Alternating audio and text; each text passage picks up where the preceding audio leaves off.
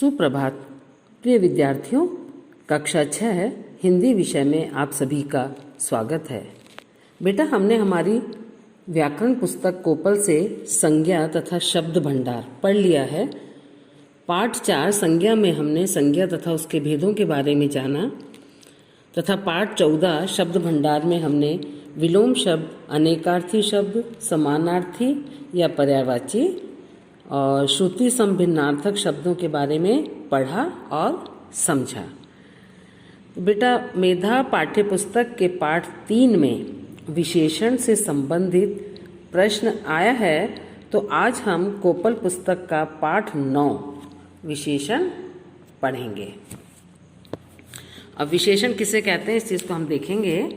मैं और चेतन कन्याकुमारी गए, वहाँ हम कैप होटल में रुके। कैप होटल कन्याकुमारी का सबसे पुराना और प्रसिद्ध होटल है। यहाँ से कन्याकुमारी का दृश्य स्पष्ट दिखाई देता है। कन्याकुमारी में कुमारी माता का विशाल मंदिर है। यहाँ हजारों दर्शनार्थी आते हैं। अब देखिए, ऊपर वाले जो वाक्य हैं बेटा, इनमें पुराना और प्रसिद्ध शब्द होटल की विशेषता बता रहे हैं। स्पष्ट शब्द दृश्य की विशेषता बता रहा है तथा विशाल शब्द मंदिर की विशेषता बता रहा है। हजारों से दर्शनार्थियों की संख्या संबंधी विशेषता हमें पता चल रही है। अतः ये सारे शब्द जो हैं विशेषता बताने वाले शब्द हैं, इन्हें हम क्या कहते हैं? विशेषण। अब इसकी जो परिभाषा है, वे शब्द जो संज्ञा अथवा सर्वनाम की विशेषता बताते हैं उन्हें विशेषण कहते हैं। अब जैसे सुंदर फूल है ना, तो फूल कैसा है? सुंदर। तो सुंदर शब्द जो है फूल की विशेषता बता रहा है, तो वह विशेषण कहलाएगा। अब ये विशेषण कितने प्रकार के होते हैं बेटा? 4 प्रकार के। विशेषण के कितने भेद हैं? 4। नंबर 1 गुणवाचक विशेषण, माने एडजेक्टिव ऑफ क्वालिटी। नंबर 2 संख्यावाचक विशेषण, एडजेक्टिव ऑफ नंबर। परिमाणवाचक विशेषण, एडजेक्टिव ऑफ क्वांटिटी। नंबर 4 सार्वनामिक विशेषण, डेमोन्स्ट्रेटिव एडजेक्टिव। ठीक है, ये 4 तरह के विशेषण होते हैं। नंबर 1 गुणवाचक विशेषण, तो वे शब्द जो संज्ञा अथवा सर्वनाम के गुण दोष, आकार प्रकार, रूप रंग, दशा स्थिति, उनकी अवस्था का बोध कराते हैं, उन्हें हम क्या कहते हैं? गुणवाचक विशेषण। गुणवाचक विशेषण मुख्य रूप से होते हैं आकार बोध, उसकी शेप, लंबा, चौड़ा, छोटा, बड़ा, गोल, चौकोर आदि, है ना। अब दूसरा है गुणबोधक। गुणबोधक मैंने दयालु, विनम्र, बुद्धिमान। दोष बोधक दुष्ट, क्रूर, अत्याचारी, ये सारे उसके गुण बताए जाते हैं ना। अब रंग बोधक लाल, हरा, पीला। ध्वनि बोधक मधुर, कर्कश, स्पष्ट। गंध बोधक सुगंधी, दुर्गंध युक्त। काल बोधक, काल मैंने समय, आजकल, नूतन, पुरातन, नया, पुराना। और दिशा बोधक पूर्वी, पश्चिमी, ऊपरी, बाहरी, भीतरी आदि।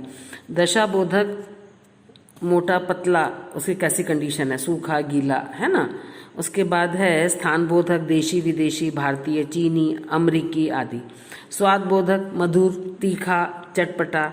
स्पर्श बोधक ठंडा, गरम, खुरदरा, चिकना। हमको छूने से जिस बात की विशेषता महसूस होती है वो स्पर्श बोधक होते हैं, है ना।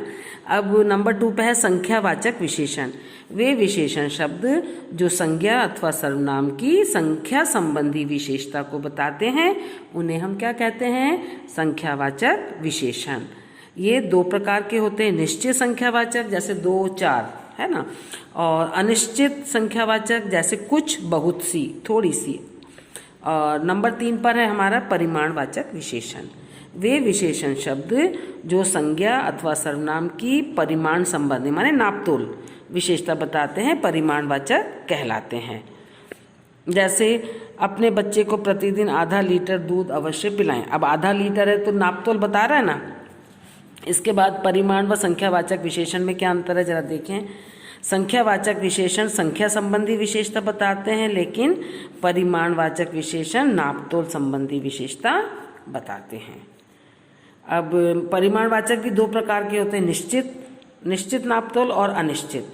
निश्चित में आएगा 2 किलो, 10 मीटर, 3 घंटे। अनिश्चित में आएगा कुछ किलोग्राम, कुछ मीटर, कुछ घंटे, थोड़ा बहुत। ठीक है। अब आता है हमारा सार्वनामिक विशेषण। तो जब कोई सर्वनाम शब्द संज्ञा से पहले आकर संज्ञा की ओर संकेत करता है तो वो सार्वनामिक विशेषण कहलाता है। जैसे वह लड़का हैदराबाद में रहता है, हमारा देश स्वतंत्र है, तो इसमें वह और हमारा जो है सार्वनामिक विशेषण हो जाएंगे। उसके बाद ये विशेषण क्लियर हो गए आपके 4 तरह के। इसके बाद आता है प्रविशेषण। जो शब्द विशेषणों की भी विशेषता बताते हैं उन्हें हम प्रविशेषण कहते हैं। जैसे राकेश बहुत मोटा है, तो मोटा तो है, तो मोटा उसकी विशेषता है राकेश की, लेकिन बहुत मोटा शब्द की विशेषता है, तो बहुत शब्द आपका प्रविशेषण में आ जाएगा। मीरा कुछ सांवली है, सांवली मीरा की विशेषता है, उसका गुण दोष बता रहे हैं।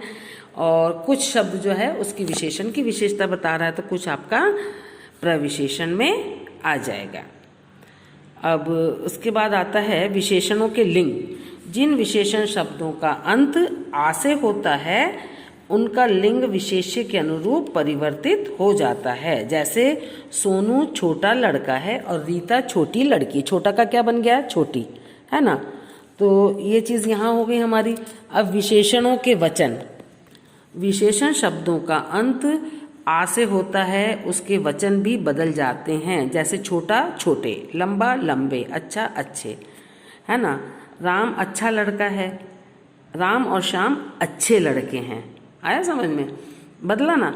विशेषण निर्माण। विशेषण का जो निर्माण है 3 तरह से होता है, संज्ञा के द्वारा, सर्वनाम शब्द के द्वारा और क्रिया से होता है विशेषण का निर्माण। संज्ञा से निर्मित कुछ विशेषण हैं, जैसे वंदना वंदनीय, भूख भूखा, श्रद्धा श्रद्धालु, है ना। विज्ञान वैज्ञानिक। और सर्वनाम से निर्मित है कौन कौन सा, जो जैसा, वह वैसा आदि, है ना। अब ग है क्रिया से निर्मित विशेषण। बनाना एक क्रिया है, बनावटी भाववाचक संज्ञा हो जाता है, तो बनावटी विशेषण बन जाएगा। बनावट भाववाचक संज्ञा होता है, लेकिन बनावटी आपका विशेषण बन जाएगा। लड़ना एक क्रिया है और लड़ाका एक विशेषण बन गया। और बेचना एक क्रिया है और बिकाऊ उसका विशेषण बन जाता है ना। अब कुछ चीज़ें हम देखेंगे इसमें स्मरणीय बिंदु में, कुछ छोटे छोटे प्रश्नों की पुनरावृत्ति के द्वारा।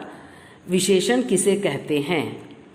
संज्ञा और सर्वनाम की विशेषता बताने वाले शब्द विशेषण होते हैं।